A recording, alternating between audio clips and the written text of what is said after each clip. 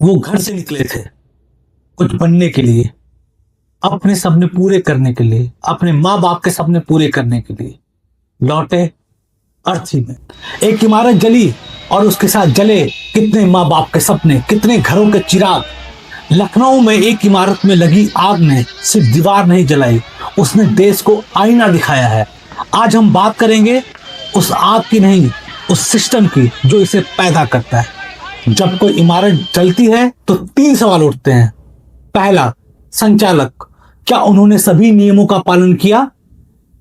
दूसरा, प्रशासन, क्या उन्होंने समय रहते उस बिल्डिंग का, उस इमारत का निरीक्षण किया?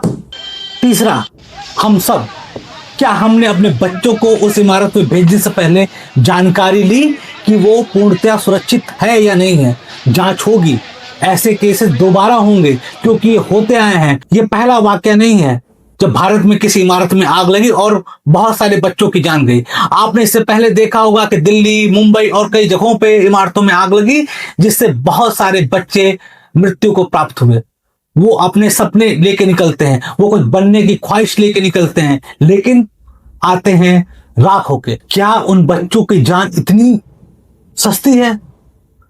क्या आपने कभी देखा है आपके घर के आसपास कभी भी फायर एंड सेफ्टी डिपार्टमेंट की तरफ से कोई जानकारी दी जा रही हो, कोई चेतनात्मक एक्ट किया जा रहा हो जिससे आप कोई जानकारी मिले कि आग से कैसे बचते हैं?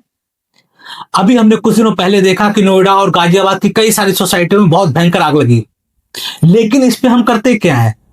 फायर ब्रिगेड करता क्या है? क्या सिर्फ फायर ब्रिगेड जब आग नहीं लगी होती तो सो रहा होता है? हम गलती किसकी दें?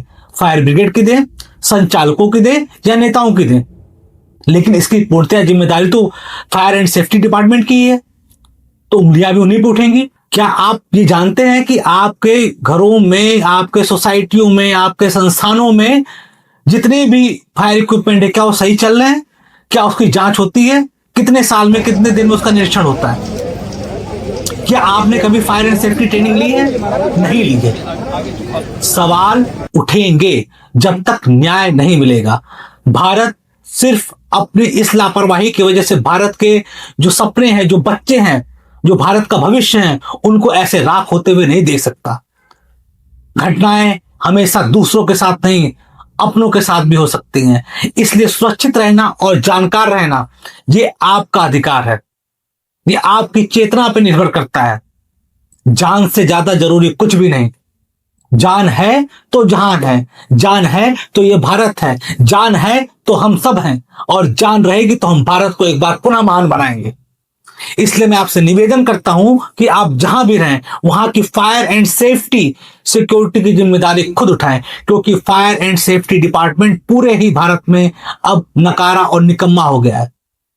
ये इल्जाम, ये शब्द ये नहीं है। आप उन माँ बाप की पीड़ाओं से जाके पूछिए, आप उन माँ बाप से जाके पूछिए कि उनकी पीड़ा क्या है इस वक्त, तब आपको एहसास होगा कि उन पे क्या बीती है। अगला हादसा होने से पहले क्या व्यवस्था बदलेगी या फिर जांच होगी, रिपोर्ट आएगी और सब कुछ भुला दिया जाएगा? तो अगर आपको भारत को महान बनाना है तो फायर एंड सेफ्टी बहुत जरूरी है।